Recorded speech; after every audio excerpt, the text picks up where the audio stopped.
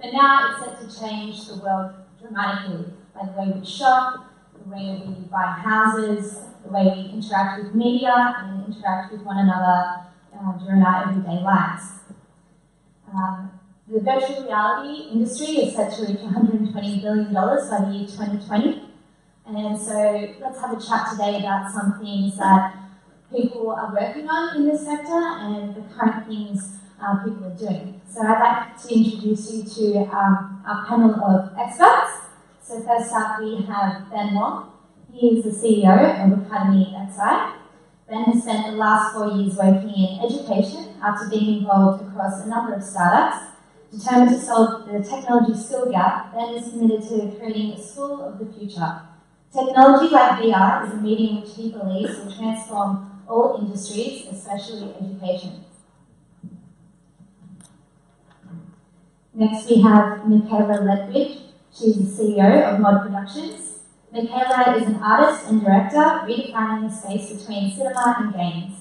In 2004, she won a Nesta Invention Award for remixable film, which outlines her vision for playful storytelling and digital culture. She continues to underpin her artistic practice and has been an internet pioneer since the 1990s. We also have Joe Millward. He is a senior digital strategist at 3M. And he has been working for more than 15 years in Fortune 500 companies. And he has developed expertise in identifying new trends for a wide range of digital media, from gaming to social media and the rise of mobile. And lastly, we have David Francis. He is the founder of Virtual Method. David has been a pioneer in the augmented and virtual reality industries for more than half a decade, finding new pathways for brands to use innovative technologies for B2C and B2B sales. He's worked with brands such as 20th Century Fox, NetApp, McGrath, Warner Brothers, Target, Toyota, and the Heart Foundation. He's created anti-disruption strategies and best practices for the next major computing platform and the wearables that will accompany it. So I'll let them all, first off, tell you guys a little bit more about what they do and how virtual reality is affecting the way we live. Yeah, go for it. Yeah, so as I mentioned, I have a School of the Future. So we provide short courses in the areas of design and technology. We were one of the first to launch in Australia and maybe potentially the world, one of the first, in terms of virtual reality design programs. We also do these for not only individuals but then also corporates. We've got some like PwC, Arab, some big companies, big global companies. But more importantly, where virtual reality comes beyond the training is really using it as a potential platform to host education or training. I think there's a great opportunity, and we've seen a lot of online programs being developed, but there's lack of engagement, lack of persistence and motivation to complete one, but the opportunity to recreate the classroom or recreate the environment in which people learn. So that's one thing that we're focusing at Academy XI, both on the training perspective as well as the platform. Oh, hi. I'm really happy to be here because I did an arts degree majoring in computer science and French, and I've managed to use the two together. And it's really weird how careers form out of hybrid areas. But my studio is 6 years old now, and while we started originally focusing primarily on creative storytelling projects and shows, over the last 3 years we've been doing this slow pivot towards focusing the business on providing SaaS. And that's because our biggest work and our most challenging and successful work has all been underpinned by web services that have been created as part of the user experience. And so we're in the process of now looking at new markets for people to take advantage of that functionality without necessarily having to work with us as creative producers. Like a position is working for a large organisation at 3M. We've just started a journey into the virtual and augmented spaces. The benefit that I see for us is because we have the resources, we're able to go out and experiment. The risk with that, and Michela touched on it, is if we do it as a gimmick and a one-off, it's going to be perceived as that. So it's important for us, and this is part of my responsibility, to understand how this fits into business and how it actually drives revenue return, etc. So I'm working with some smart people, both these guys, I'm talking to actually get this happening and make it a true business outcome. Yeah, so I've been involved in initially primarily augmented reality since 2010. Stumbled across a Mashable article about this company of about 7 staff in LA called Dacry that wanted to be the YouTube of the augmented reality world, and I just sent them an email and it all sort of started from there, and worked with them for quite some time. That if you look at the news in the last 24 hours, I think they're raising 200 mil now. They're over 400 staff. They're growing very rapidly in the industrial and enterprise space, but I've stayed true to the storytelling space really, as far as augmented reality goes, and also. I'm going to swap this mic. Oh my goodness, that's much better. So,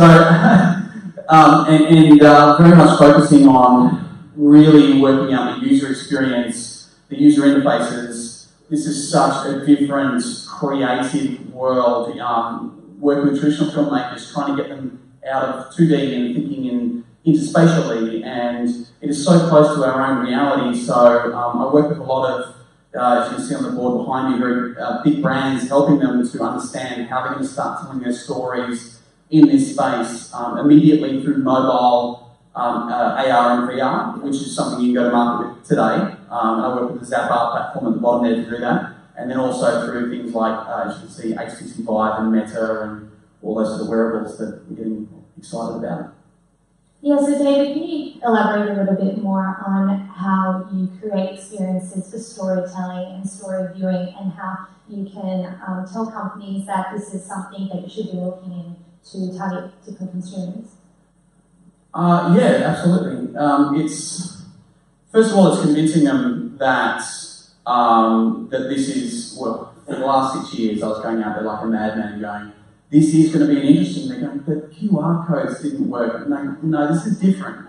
So, first of all, there's an education journey, undoubtedly. And it's great that we have educational institutions now popping up that can help take them on the journey. So it's not just sort of me doing that for 2 meetings and then we get to the crux of what we can actually do for you. But ultimately, it is about working back from a problem that the business has. And I often talk about businesses that find it very hard to convey complex concepts around products and services, to do that interspatially, to have it 3D referenced, and to give people not only a visual and oral experience of that content, but also to kinetically engage them. Once people almost have a physical relationship to content, it becomes much more powerful in terms of creating neural synapses. And if you look at some of the studies that Boeing have done over in the US and that Lockheed Martin and Raytheon and all those sort of companies are doing, along with academic institutions, minimum they're seeing 40% increases in productivity and over 90% increases in compliance, people remembering how to do the task correctly, because once people have that 3D relationship, stuff just gets through to us as human beings much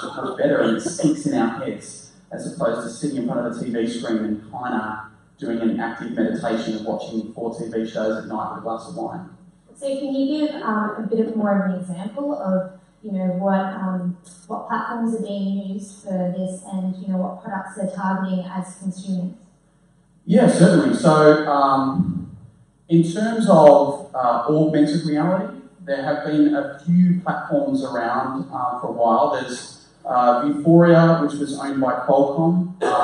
Most people used it. Was another one called Matire. At one point, there was only Matire and Vuforia. Matire got bought by Apple about a year and a half ago. It disappeared overnight.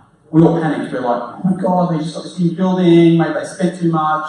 And then we all heard that, it was Apple. Ate them up. So now with them, it was only Vuforia really for a while. But then I personally came across the Zappar platform out of the UK, which doesn't rely upon Unity, and so many platforms rely upon Unity in these game engines and special skill sets around that, therefore, to create AR and VR content. The Zapar platform is built from the ground up, is an online publishing tool that now we've got 11-year-old kids in schools. There was an education conference just the other day and they did a presentation, a school teacher from Kambala, we saw just did a presentation on all the stuff she's done with her kids at school. So it's great that if we can just get creative minds easily able to create this content, then it's a fantastic thing. But ultimately, I think one of the biggest challenges, and I'm sure that everyone here will talk about it, is being able to create content, 3D content and interspatial content in such a way that it can scale easily. Because we have these devices coming out and all this software that's been fought over by all the biggest tech companies for billions of dollars right now. But the vacuum is, what are you going to put on those devices? What is going to keep people occupied for more than 5 minutes when they go, oh, this is cool, what is in my hands in VR's virtual space? So yeah, it's there are some tools like Zapar out there, but yeah, it's certainly a challenge. The big thing for me is with a big corporate, they want big people to be involved. Like if it's a startup and it's some little guys that are experimenting, it's hard for me, from a big organisation, to convince them that this is a true platform. Microsoft overnight just announced a huge amount of investment in this space. They've already got the HoloLens unit, which is enormous. But the fact that Microsoft is involved, the fact that Apple's involved, the fact that Google is involved, it's pretty easy for me now to convince the company that there is a longevity happening with this stuff. It's not just going to be these edge case examples. The Microsoft guys are really smart. Everything runs on Windows 10. It's pretty much out of the box. They've just announced headsets that are going to be $299 to run off any desktop. So that's where we're starting to get into a space where as David said, it's able to be accessed really easily by people and it's easy to do. And from an education perspective, you want that. You want it to be affordable for a student to be able to pick up a unit, not to be $3,000 or $5,000.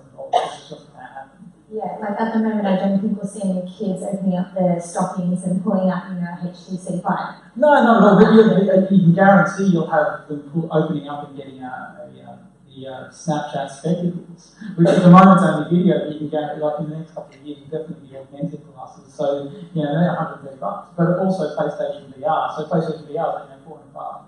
If someone's already got a PlayStation 4, there's 40 million units out in the market. So that's where it's going to start. As it starts to become consumable and consumer-based stuff. Yeah. And so Michela, a question for you. Can you tell us a bit about how you create different storytelling experiences and why those are important? Sure. Yeah, could I have my slide back on? I'll just use the examples on that. It's on the next page. Thank you. So just to answer that question, the best work we've done so far has always started with really early engagement, and sometimes people only use this for the early engagement, only use this for the initial storytelling, architectural thinking, and then they might go to cheaper suppliers or they might do things in-house. But a great success recently was in the bottom right-hand corner. Who watched the Bacchus 1000?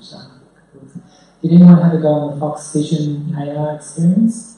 So they basically wanted to see how would it be possible for people to follow the race in a new way, the bulbs that are at home and using AR. And I should distinguish, this is old AR, the AR first generation, not the new AR experiences like what Dave's talking about, and HoloLens, where it's really, they call it mixed reality, but it's really the next generation of AR. This is very much first generation AR in that you use your mobile phone, you have a bar coaster, a beer coaster which has the map of the Bacchus 1000 track, but you can get real-time visualization of where the cars are on the track and information on the drivers just through your phone. So that was a really a simple story, and I got the gig when it was a 2-sentence concept, and so my job as someone who's been architecting and designing this space for several decades to turn it into something that can be realistically quoted on and built. And in that case, it was built in just over a month, so it was a very, very tight turnaround. The second example I used from this slide is the rest of that bottom line. We won a tender to start a conversation around Old Parliament House on does York West matter in today's democracy? And what Old Parliament House wanted to do, the Museum of Australian Democracy, is invite people to join this conversation based on what demographic they were from. And it was a really complex gig because it's a heritage listed building. We were engaged as multimedia practitioners, interactive designers, but we couldn't drill holes, we couldn't lay cables, we had all sorts of constraints. But what we came up with was an experience spanning 7 rooms, and it was quite a sophisticated user-generated content experience by the end, because in the builder's generation room, far bottom left, you hand-wrote your response and a hidden camera in the light scanned the entry. In the baby boomers room, you did box pops from a sculpture, but it was all automated. In the Gen X room, my generation, you basically used the Commodore 64 to tweet your response, and in the Gen Y room, you took video selfies from hanging iPods. And all of that content was fed throughout the building into iPads. And the end of the story here was that the museum was absolutely paranoid about this concept we had around allowing the punters, the visitors, to have their voice. And they were really concerned about pre-moderation and how do we stop people, slagging off Tony Abbott, who was in power at the time, and all of this. And we really invited them to come on a journey with us about trusting and respecting the audience. And so we convinced the government department to only put in post-moderation. And we had this wealth of multimedia captured over 6 months. And the feedback that made my jaw drop was people said, okay, I went into the show and I've given my submission. When is it going to Parliament? People took it really seriously. Government is asking for my voice. I'm telling you what I think. Now I want to see it acted upon. And so it was a really good lesson to this part of public service, that user-generated content, which was only possible to capture via multimedia processes at the back end, could be really powerful. Yeah, definitely. And going back and talking about virtual reality and headsets, when you put on a headset, it's a very personalised experience. If I'm sitting next to my friend and I turn that way, I have a different experience to what my friend is experiencing, and we may have something totally different when we come back and talk about stuff.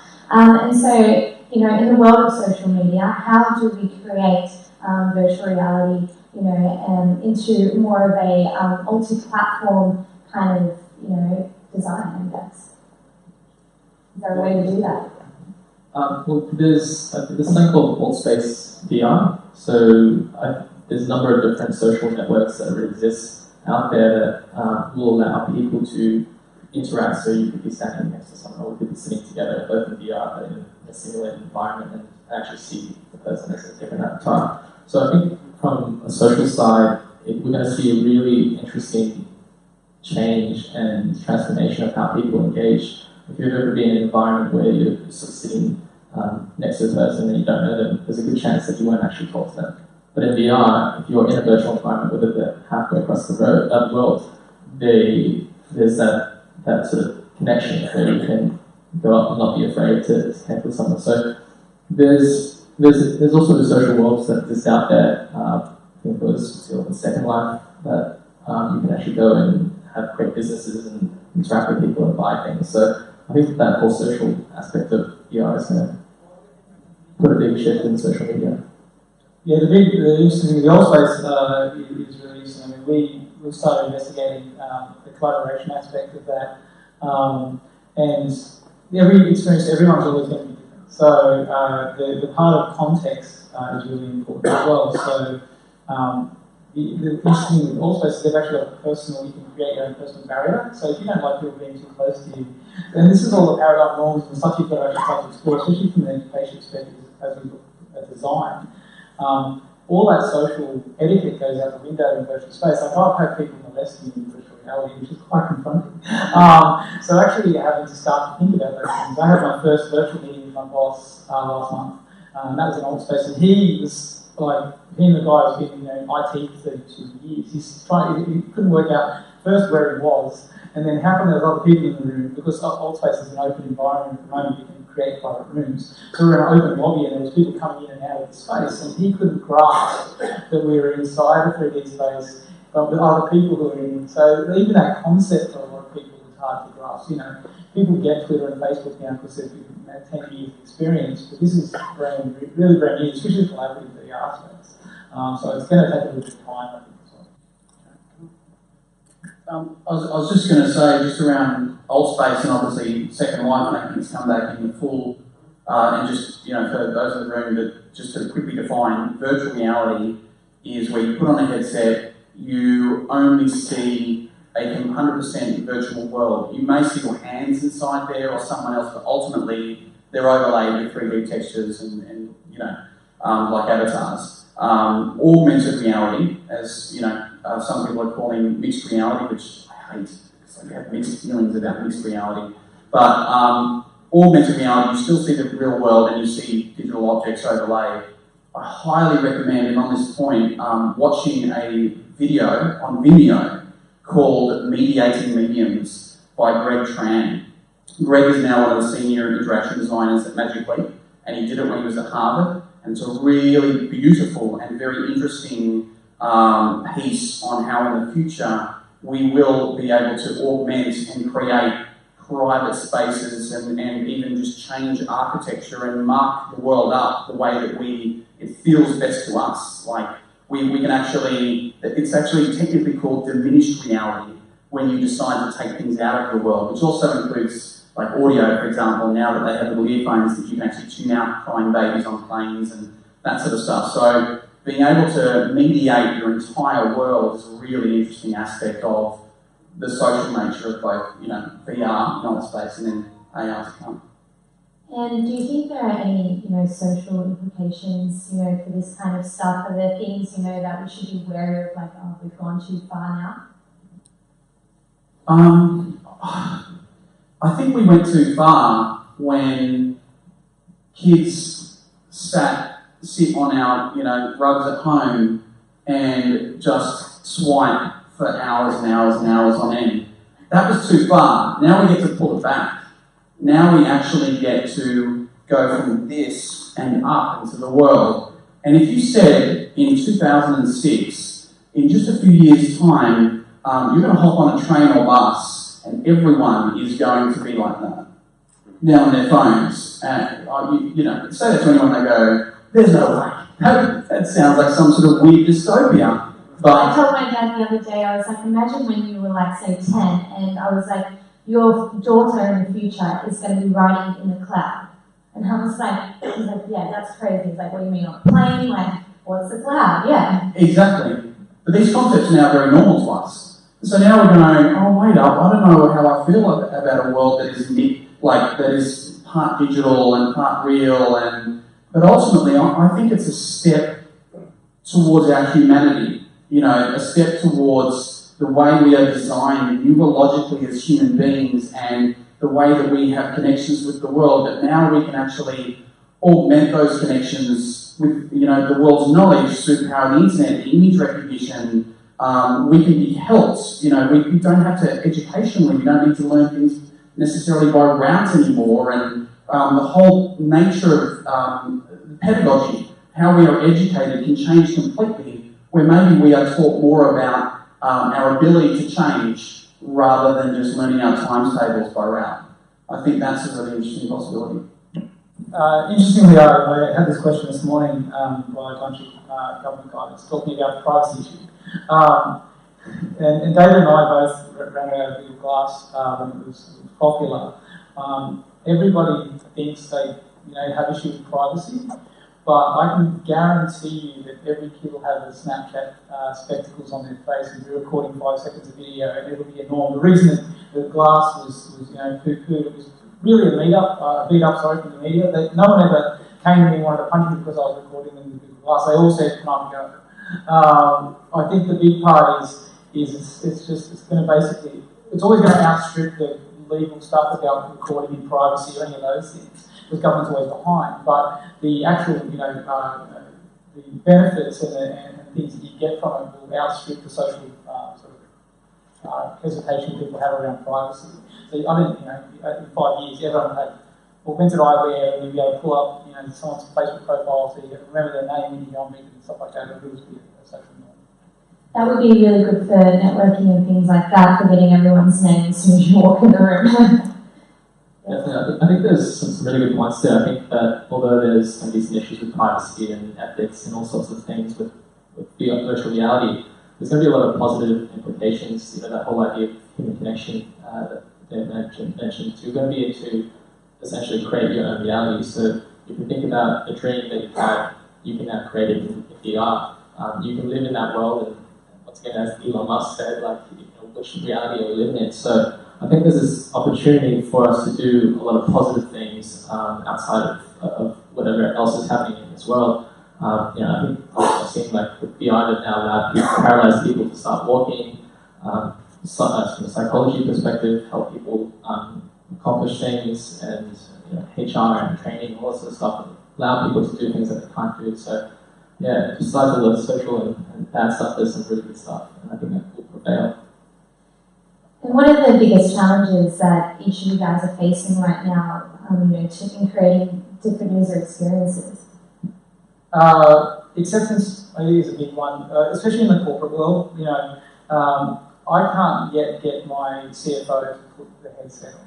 It still hasn't worn one. Yeah, because he's like, I get motion sickness. I said, well, yeah, this is a different thing. It's not like a current glass. With carbon, you're getting fine.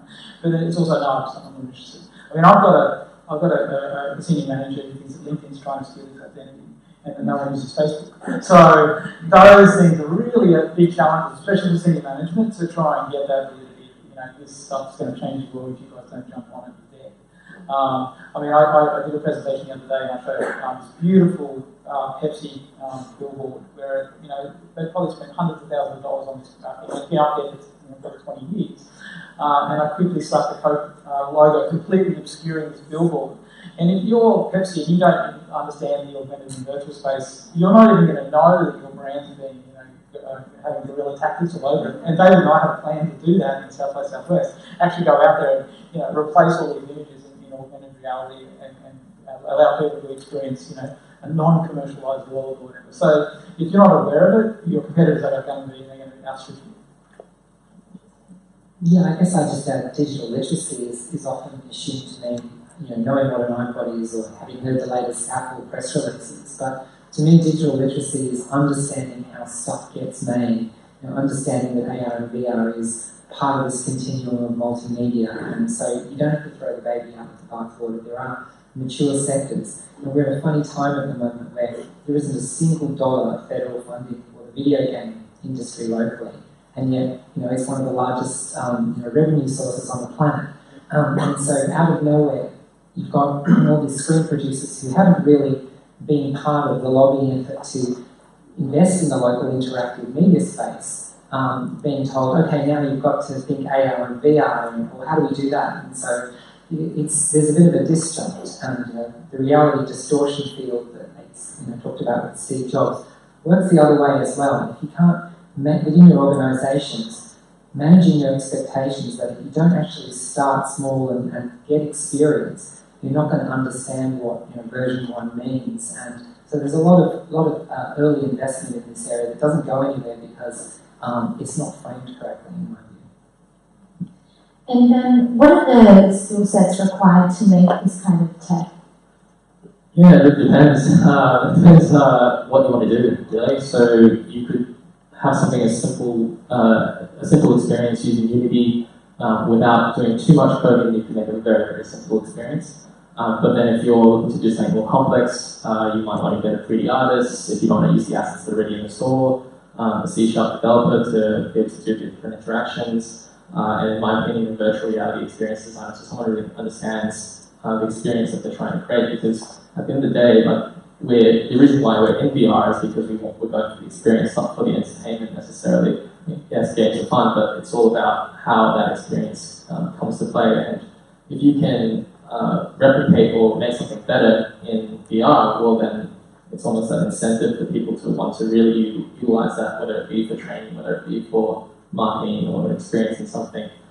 So I think the key to it is really about that experience, and then you just need all the different technical skills to make that a reality. And if you want to make something more custom, then you're going to need a bigger team. But I think those 3D artists, the developer, the virtual reality designer, and be like a visionary. And so there's already a tech skill shortage worldwide. And so particularly in AR and VR tech, what challenges do we face with teaching these skills for the future? Well, the positive thing is that with games have been around for ages, and there's a there's tons of gamers out there, right, game developers, and they're actually going to work for quite a while, which this is really interesting. So in terms of the technical skills, there are a lot of C# developers, and if you're using Unreal, C++, but at the end of the day, I think that we're probably going to be more of a shortage of the people that are wanting to create that content. In the short term, and then in the long term, we'll need those people that can really create technically. I'll just throw in the usual tools that you might be familiar with, and earlier speakers talked about provisioning tools, testing, analytics, monitoring. All of these things don't go away with these new formats. So, especially in the game context, anything that you do, think about how you're going to measure that experience, the user experience. Are they hitting the targets that you want in your VR experience?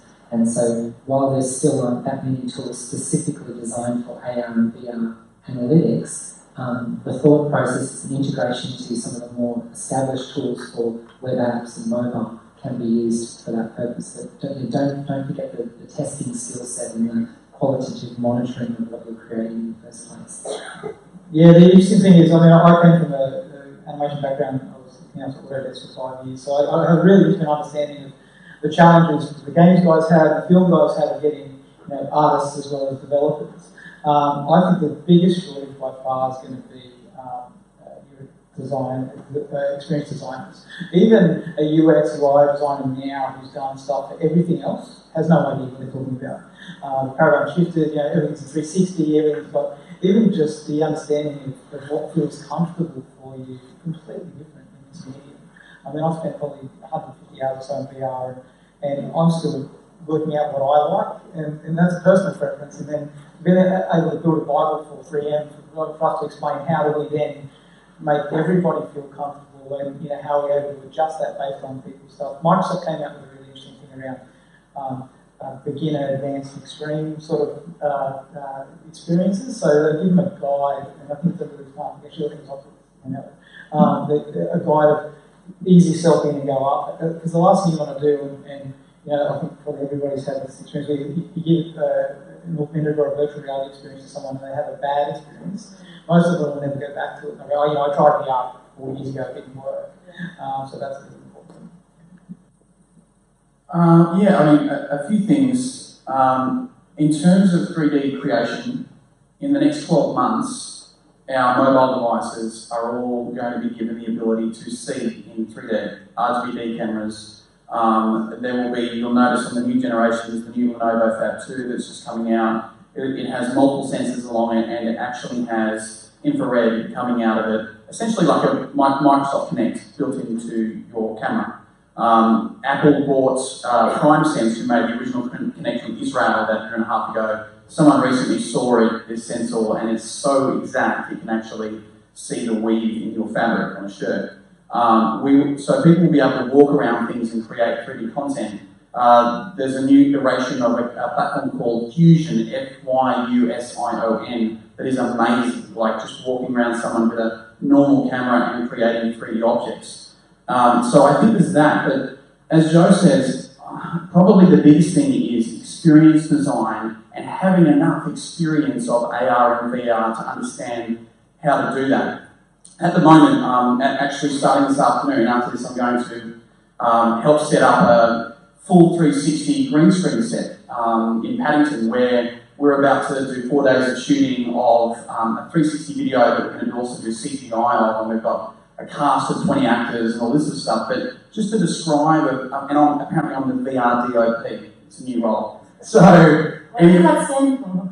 The virtual reality director of photography.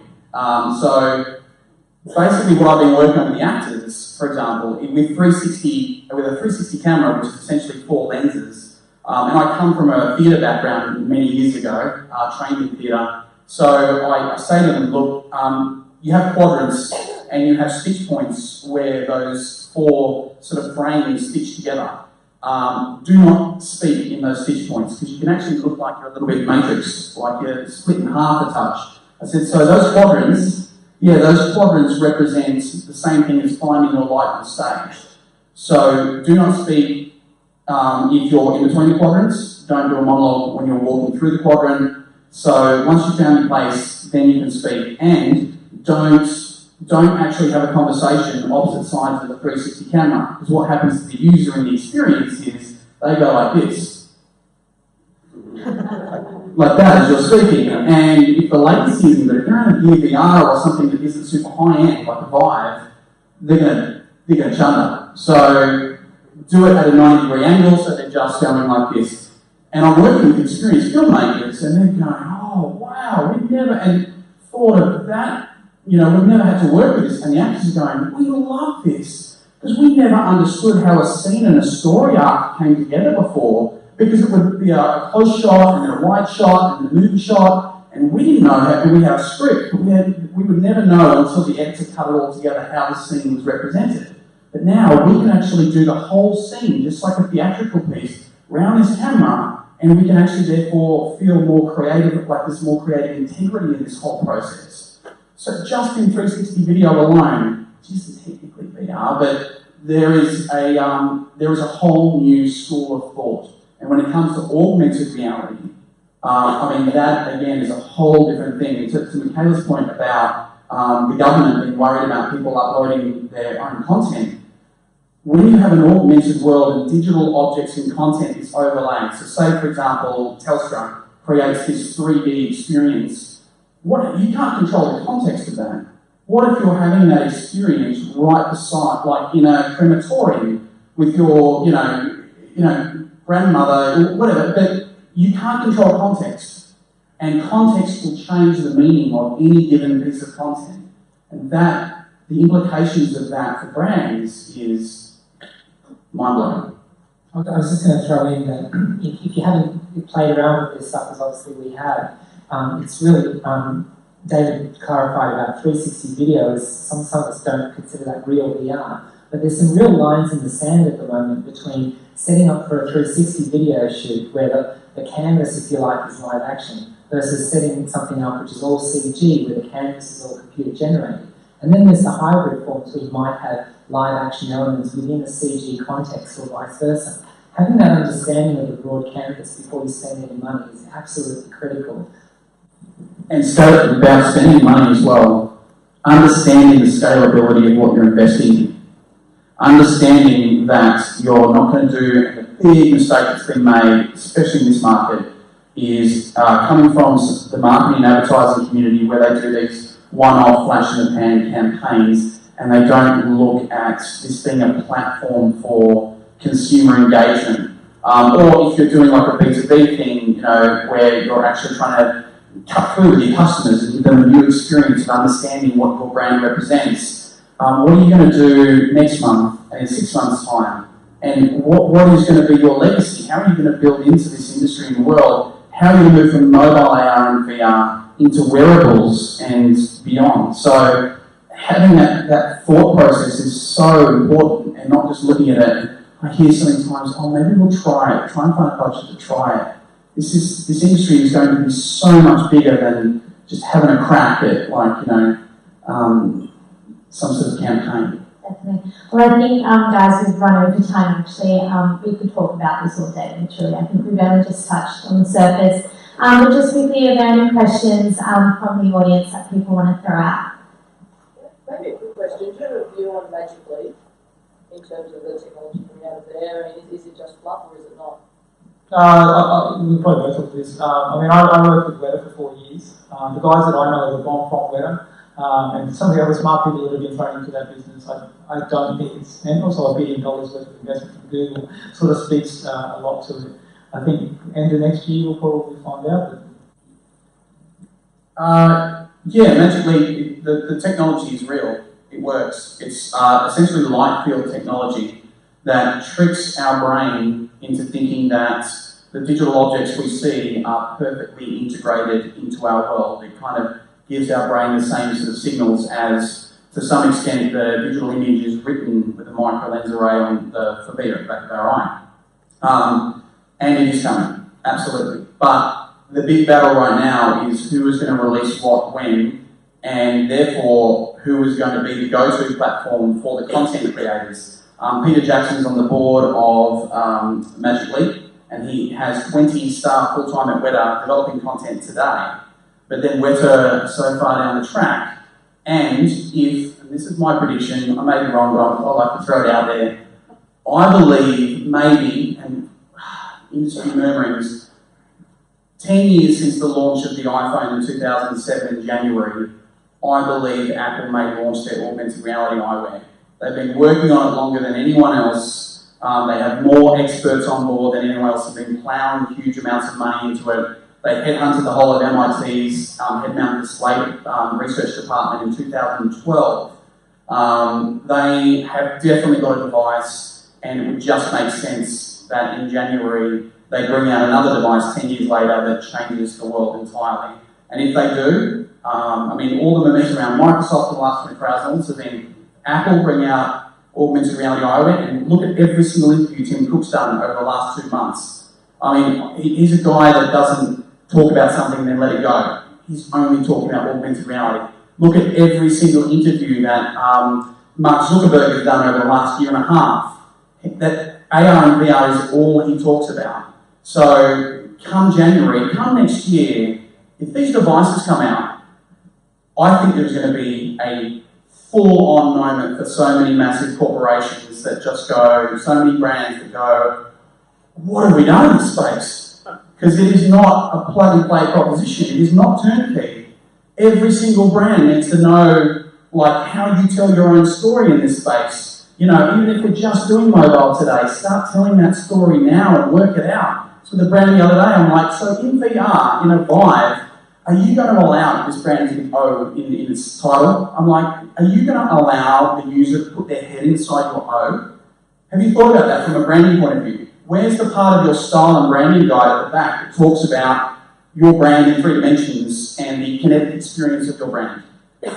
If all this stuff gets just turned on suddenly and there is this worldwide vindication and there are only limited 3D, there are only limited people like us and 3D designers out there, it's going to be a very, very interesting time, you know, for, you know, big corporates and brands. Well, everyone look out for January next year. We're going to hold you to that. All right, thank you guys so much for this discussion today. I hope you all enjoyed